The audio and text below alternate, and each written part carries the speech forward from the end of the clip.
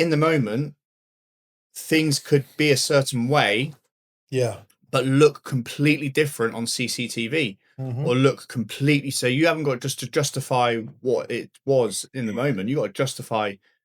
Okay, so please explain to me why you acted that way. That's it. Here's the evidence. Here's the footage. What was said? Oh, I felt I was in danger. What justified that emotion? Yeah. So I'll give you an example. This happened a long time ago, late 90s. I was working in a bar, and we'd evicted someone for an assault. Police come along, happened to be near, went to arrest him, and the guy punched the police officer. Hat come off, punched the police officer, and me and my colleague came out to restrain him to help the police. No problem, kicked off, but we comfortably held him until more police come on, arrested him, took him away, and then because it was an assault on a police officer, obviously we went to court, so we were called as witnesses. Now, I had used force to get him off or get him away from the police officer. I used force to restrain him, but I knew it was justified. Now, on the day of the court trial, went on for a while actually, I will never forget how his defense would not manipulate, they're stating the facts, but how good they were at defending their guy. So I remember very clearly, I remember that night so well. They said, what were you, because they were disputing that he punched the police officer. That was the point. He was trying to say he didn't do it. They said, what were you doing on that night? So my duty, manning the front door, explain to me your duties. My duties, and it was about 11 o'clock, it was kick-out time. Your duties. My duties are to monitor people coming out. What are you monitoring? Well, I'm making sure that glasses don't come out the venue. It's a very busy venue. No glasses come out onto the street, making sure no one comes in. Okay, so how much of your time would be spent on watching people coming in and people coming out? I saw most of my time would be people coming out. I don't want glasses out because there was no plastic then. It was all proper glass. Yeah. And then, okay, that's good. And they move on to another question. Anyway, then, this was my first experience of the courts. He said, so what, at 11:04, you're alleging you witnessed my client attack the police officer. How did you see that? I was like, well, there was a fracas and I saw it. He said, so you weren't doing your job properly? I said, what do you mean by that? You can't be insolent, you can't be rude. Well, you just told me you're watching the glasses come. Glasses coming from that way. This happened out here. I said, yes, well, of course. When it kicks off, I'm going to divert my attention. So you may have missed the first second. But no, I saw all of it. Are you sure? So you were missing glasses coming out. They wrap you up. They do. And then they talk about street lighting. So the street lighting was poor in their opinion. It was in West Road. And I said, well, not really. I could see very clearly.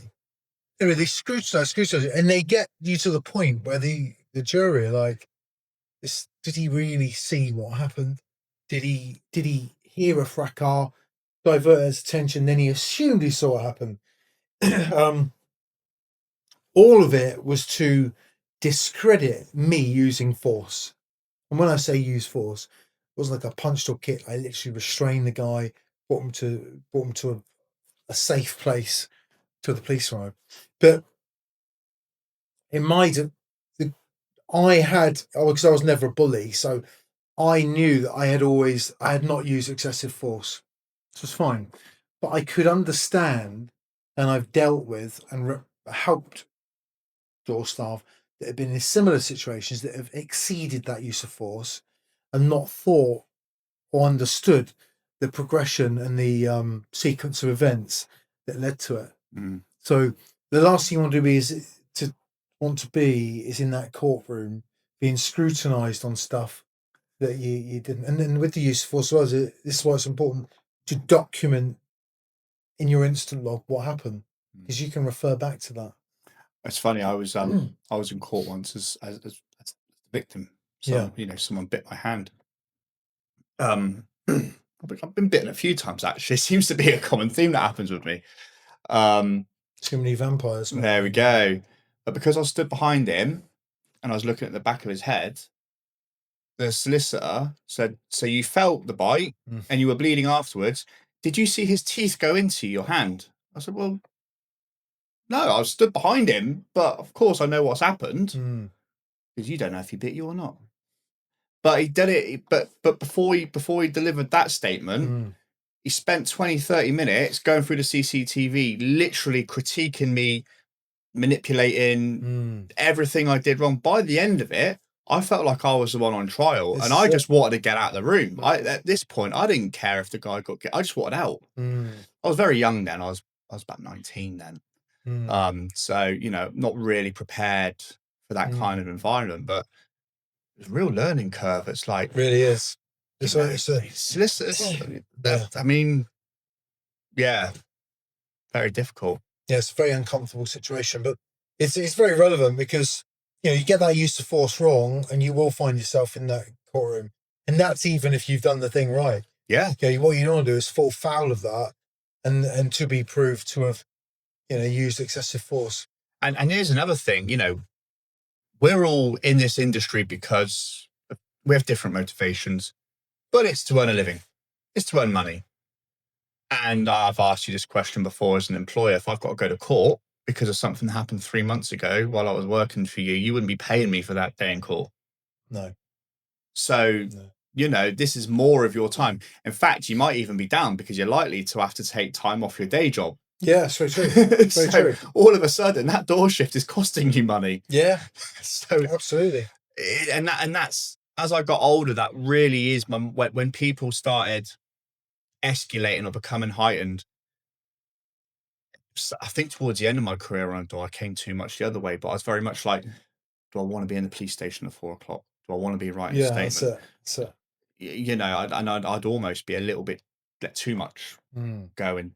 But that time's free, and that's your time. The thing is, in the early days, the very early days, you want to impress. You want your team to know that you're physically able. You want the guy that runs the company to know you're physically able, and you want your peers to know that, and you kind of, in a lot of cases, you kind of look to make that precedent. So you look to make a statement. But you soon realize that, you don't want the drama. And the more you do it, the more you get involved in things you don't need to be, the law of averages will always come back on you. I was very fortunate. I did take punches and kicks and stuff over my time, but I was never seriously hurt. But I know guys that did get seriously hurt, and a lot of it would have, with the exception of rare cases, a lot of it was because they were constantly dragging people out. And I said the law of averages, you can't win them all. They're not fights, but you can't win them all. Yeah, it's really interesting what you said, because actually that experience of me being in the courtroom, even as the victim pressing charges, left such a mark on me that for years, ever since then, if anyone's ever assaulted me on the door, I've not pressed charges. Yeah. Because that experience I don't want to repeat. Yeah, I can understand that. And so it really does. It's just not a nice place to be. So if you can avoid it, you absolutely should.